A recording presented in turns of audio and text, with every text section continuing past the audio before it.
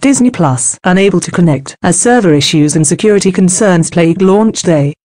Update 10 AM MST. I've been able to log in on my PC and watch the first episode of The Mandalorian. That's a good sign, for me at least. According to Down Detector, there are still plenty of reports of outages, however, so we're not out of the thicket just yet. Disney Plus is unable to connect for many users Tuesday morning. The highly anticipated streaming service is struggling with the heavy launch day traffic, it would appear. Right now, many Disney Plus subscribers are reporting unable to connect, errors or service not available, errors or simply encountering a never-ending loading wheel. Some users are seeing an image of Wreck-It Ralph when encountering these messages. Apparently he broke the internet. The other image that's showing up is of Mickey and Pluto lost in space. You may also be able to connect and log into Disney Plus and simply find that you can only load various content landing pages with no option to actually play the content. Another message users are receiving reads, "Sorry, content you are trying to access is not available currently. You will be redirected to Disney Plus Home." Fun times. The app launched several hours ahead of schedule last night, and I was able to log in and start streaming immediately with no issues. Unfortunately, I was tired and went to bed instead of watching the first episode of The Mandalorian, and now I can't connect at all. This is what I get for being tired. Of course, this also means that my review of the first ever live-action Star Wars TV show will have to wait. Since many people are in the same proverbial starship as me, we can all commiserate and not watch it together. May the force of others be with you, as Karadime would say. Typically, this kind of error is due to an overwhelming flood of new users bogging down the servers. Unlike those attacks and other malicious reasons for major websites and apps going down, this issue should resolve itself fairly quickly hopefully. I've reached out to Disney for comment and will update this post when and if they respond. Hacked accounts. There's no confirmation that user accounts are being hacked, however many Disney Plus subscribers are reporting that they've received emails telling them that their account has been changed. I received 2 such emails in the middle of the night while I was sleeping and this morning was forced to change my password. I received these emails at 3:48 AM and 6:21 AM respectively, both while I was fast asleep. This could just be launch day issues, or it could be a genuine security concern. Users on the Disney Plus Reddit forum are reporting the same thing. The emails are the same ones you receive for changing your email address or setting up a new password, and read: "This is confirmation that your Disney account has been changed. Your account can be used to log into Disney Plus on connected TV, mobile, and web. In addition to Disney Plus, this change applies to your account used to access other Walt Disney Company apps and websites, such as Disney, ESPN, Marvel, FX, and more. If you did not make these changes, please visit our help center for more information." This post will continue to be updated as this story develops. Hopefully servers come back online soon, and we get an answer about these security concerns. Stay tuned. Further reading. Did overly aggressive marketing turn Disney Plus into Disney minus? After a gigantic promotion, followed by an epic fail, is Disney Plus already a victim of its own success? It's called Disney Plus, but some are calling it Disney minus. Disney's long-anticipated and heavily marketed launch into the realm of entertainment streaming ended up frozen on Tuesday, with users complaining about their inability to log on, stream programming, or reach customer care without a long wait. Others noted that some show episodes were labeled in the wrong order. By 9 AM, the website Down Detector, which keeps track of website outages and issues, had already logged more than 8,000 complaints. The demand for #Disney Plus has exceeded our highest expectations, Disney explained via its Disney Plus Twitter account. "We are so pleased you're excited to watch all your favorites and are working quickly to resolve any current issues." A Disney spokesman did not immediately respond to NBC News' request for comment. But one reason for the technology failure might be that Disney's marketing pushed too many people to the service at once. The entertainment giant has promoted its streaming service on every conceivable Disney-owned outlet and beyond. ABC's Dancing with the Stars featured shout-outs, Disney theme parks and ESPN have also been drowned in promos. And riders of New York's short-term rental site bikes even received an ad on their app. And for good reason. Disney has spent billions of dollars on content and technology to ensure that it is a winner in streaming. Netflix, the market leader, launched its streaming service in 2007 and expects to end 2019 with 165 million subscribers. Disney has said it is hoping to garner 60-90 million subscribers by 2024. It's pretty sad that they couldn't anticipate demand, particularly since they know how many subscribers they have, said Wedbush tech analyst Michael Patcher, noting that Disney already operates Hulu and Disney Plus and owns a back-end tech company. However, Disney isn't the first company to have major problems launching a mass-market internet venture. WWE Network, which carries wrestling, also had problems when it kicked off a new internet-delivered service back in 2014. One streaming expert, who did not wish to be named since they were not authorized to speak, said Disney Plus issues were likely the result of credit card payment gateway problems. A similar issue plagued a pay-per-view screening of a golf match with Tiger Woods and Phil Mickelson last November. Customers got their money back after paying, but not receiving a stream. It's no doubt a black mark for Disney, but I think the brand and the content is much too strong to really be damaged long-term, said Rob Shepherdson, co-founder of the marketing firm SS+K. Disney must fix its issues fast, said Mark Graham, editor-in-chief of Decider, a website that focuses on streaming. The challenge for Disney will be to ensure their service runs smoothly after this initial crush subsides, and to quickly remedy these issues before the next wave when Episode 2 of Star Wars spin-off, The Mandalorian, is released on Friday. However, one industry observer pointed out that Disney's launch failure is actually the perfect example of what is so special about old-fashioned linear TV. The technology is ubiquitous and it's largely bulletproof, said Dave Morgan, CEO of the audience targeting firm Simul Media. It's ironic. Disney Plus, hands-on with the new streaming app. It's launch day of the Disney Plus streaming service, which includes thousands of Disney-owned TV shows and movies. Is it any good? Here are Knit's initial thoughts. Forget Apple TV Plus and its 9 shows, the most anticipated streaming service of the year is Disney Plus. For $6.99 a month, Disney Plus subscribers can watch up to 500 movies and 7,500 TV shows, including high-profile shows and movies like The Mandalorian and Avengers: Endgame. If you're a cord cutter, especially one with children, then Disney Plus is probably a must-have. With only a few notable exceptions, competitor Netflix is losing a host of Disney content to the new service, meaning if you or the little ones want to watch Moana, for example, you'll need a Disney Plus subscription. The big question, is it worth the money? It's day one of Disney Plus, so let's go hands-on. Unlike the meager selection offered by Apple, Disney is hitting the ground running on its first day, with a ton of Marvel, a boatload of Pixar and a healthy sprinkle of National Geographic, which is owned by Disney.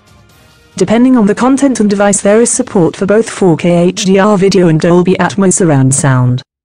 With so many movies and TV shows already online, it's likely that if you can think of a Disney movie or TV show, it's there. Even before you try searching, the interface serves up suggestions, including the great mix of nostalgia, Turner and Hooch, and princess movies, Moana, and more besides. Disney's 70s period may be denigrated these days, but the service helps resurface some classics that appeared during that time, including the Herbie series and Bedknobs and Broomsticks. The interface will reacquaint you with movies that you may have forgotten were Disney, such as Flight of the Navigator. While not everything is there, the lack of Descendants 3 and new series like Just Roll With It may disappoint young fans. The search interface works in a similar way to Netflix by suggesting similar content instead. There's no lack of things to watch. We tested Disney Plus on Roku, Apple TV, Fire TV and web. If you've used any streaming service at all, bar Disney's own Hulu, then the interface of Disney Plus will be instantly familiar. The top of the screen is a web-like carousel with a selection of Disney's biggest hits. Underneath this, the brand's most popular properties appear across a page as static icons: Disney, Pixar, Marvel, Star Wars and National Geographic. Hover over each on a higher-end device and the icon will animate, and if you click on it, a short animation will appear before the branded page appears. On the branded pages as well as the home page, the rows of icons are titled according to genre and help to hone the content to your requirements. Disney told us that, like the Netflix engine, the Disney Plus interface will adapt to the types of content that you watch over time. At the left of the screen, on the Roku version of the app, is a Netflix-like sidebar that lets you search for content or choose from your pre-selected profiles. The only problem I found with the interface is that some popular things might be hidden. If you miss the carousel slide, you may not know The Simpsons is there, for example. But this is a problem that larger services such as Netflix also suffer from. Which devices can I watch it on? In the weeks before the launch of the service, it was touch and go whether Amazon's Fire TV would support Disney+. But thanks to an 11th hour makeup, the service now has one of the widest distributions, and it's especially impressive given it's the first day. With a Disney Plus subscription, you can watch up to 4 different shows on 4 different devices at once, whether they are on the go, with offline downloads supported, or on TV at home. See how it compares to the competition below. Day 1 issues. The first day of Disney Plus did have some initial hiccups, with the service straining to keep up with the influx of users at its launch. Disney Plus initial service failures included delays in loading content, login issues and pieces of content disappearing. A Disney spokesperson attributed the problems to demand for the service exceeding high expectations. We've seen all kinds of weirdness, from internet connection errors to blank screens, but the most unusual of all occurred when we were watching the first episode of The Mandalorian on Apple TV. The soundtrack somehow doubled up, with dialogue and soundtracks occurring before it happened on screen and then again in real time. As this was our introduction to the eponymous bounty hunter, we thought the Mandalorian had a squeaky voice. As a result, his dialogue was overlapping with the poor alien schmuck he was attempting to capture. That's an odd artistic choice, I thought. Thankfully, the error didn't happen on a Fire TV stick plugged into the same TV. It is also worth noting, however, that some of the content on Disney Plus may have changed since you last watched it elsewhere. For instance, The Simpsons is currently only available in widescreen, with no 4:3 option for older seasons. A scene from the original Star Wars movie, A New Hope, has apparently edited the unshot first scene yet again. Initial impressions. Despite some hiccups, the service appears to be worth the extra outlay every month, with plenty of movies for Disney and Marvel fans alike. Unless you want to buy Blu-rays or spend big on streaming retailer Vudu, Disney Plus is the only way you'll get some of these films. This is an ongoing review, and we will be adding further thoughts as we test features such as parental controls and whether the early server issues we've seen keep occurring. Stay tuned for more updates during the days that follow. Here's what you need to know about the Disney Plus launch. After more than 4 years of planning and an unprecedented marketing campaign from the Walt Disney Company, Disney Plus is making its debut Tuesday. Disney, of course, is far from the only company jumping into the streaming wars. Apple launched its own streaming platform earlier this month, and AT&T's and NBCUNIVERSAL's services are both set to debut next year. But Disney Plus has been closely watched in the past year as the media powerhouse went on a spending spree to buy out companies like Hulu, which it took over from former co-stakeholders AT&T and Comcast, as well as 21st Century Fox, which it bought for $71 billion in March.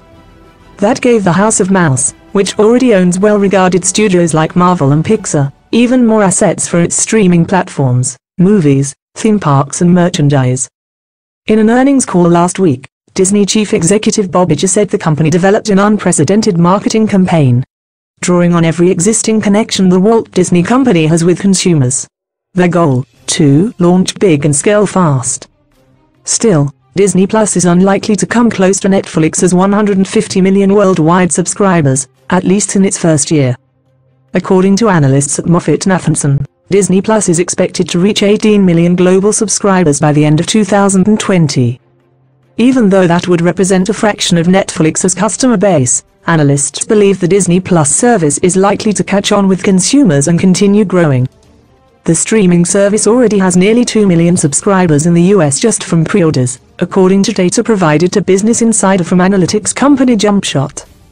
Here's what you need to know about the Disney Plus launch. Basically everything under the House of Mouse. Disney Plus has such an expansive library that it released a 3-hour trailer last month to showcase all its programs.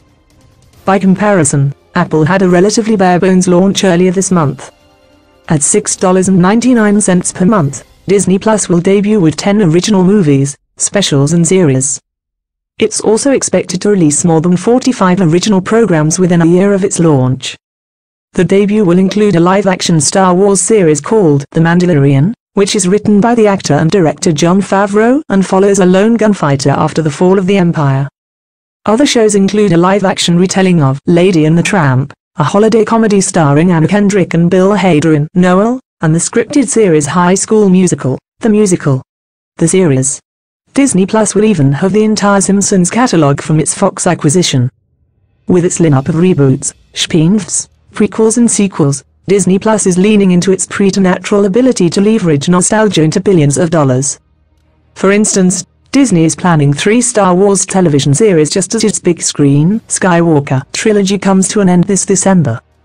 It's also planning on Disney Channel reboots of beloved shows, like Lizzie McGuire, for next year.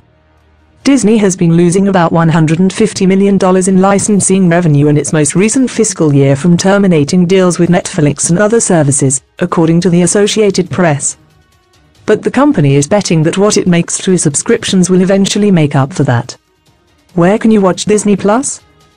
Subscribers can start Disney Plus with a 7-day free trial before paying the monthly fee, or the $69.99 yearly subscription. A bundle that includes Hulu and Disney Plus will cost $12.99 per month. That puts the 3-tiered subscription on par with Netflix's standard subscription service, which starts at the same price. Hulu's most basic service costs $5.99 a month, or $11.99 for the ad-free version. HBO now costs $14.99 per month, while Netflix starts at $8.99. Amazon Prime Video membership costs $8.99 per month. CBS All Access costs $5.99 per month and $9.99 to go commercial-free. CBS All Access is owned by CBS Corporation, the parent company of CBS News. Streaming users can watch Disney Plus through devices on Apple, Google, Microsoft, Sony and Roku. They can also watch through Amazon Fire, Samsung and LG gadgets. Meanwhile, Verizon is offering Disney Plus for free to many of its customers. Don't forget about Hulu. The spotlight may be on Disney Plus, but Disney has not forgotten about Hulu, which will become the streaming home for the FX networks in March, as well as much of its more adult-oriented content. The network, which Disney bought last year as part of its 21st Century Fox acquisition, will be a key content driver for Hulu, according to Disney CEO Bob Iger. FX has earned 57 Emmy wins since 2014 for its shows that include American Horror Story, The Americans, and Fargo. Next year, Hulu will debut 4 new series, including Deeves, which follows a computer programmer investigating the disappearance of her boyfriend. Mrs. America, an equal rights story starring Cate Blanchett. A Teacher, about a high school teacher caught having an affair, starring Kate Mara. And The Old Man, an action thriller starring Jeff Bridges and John Lithgow.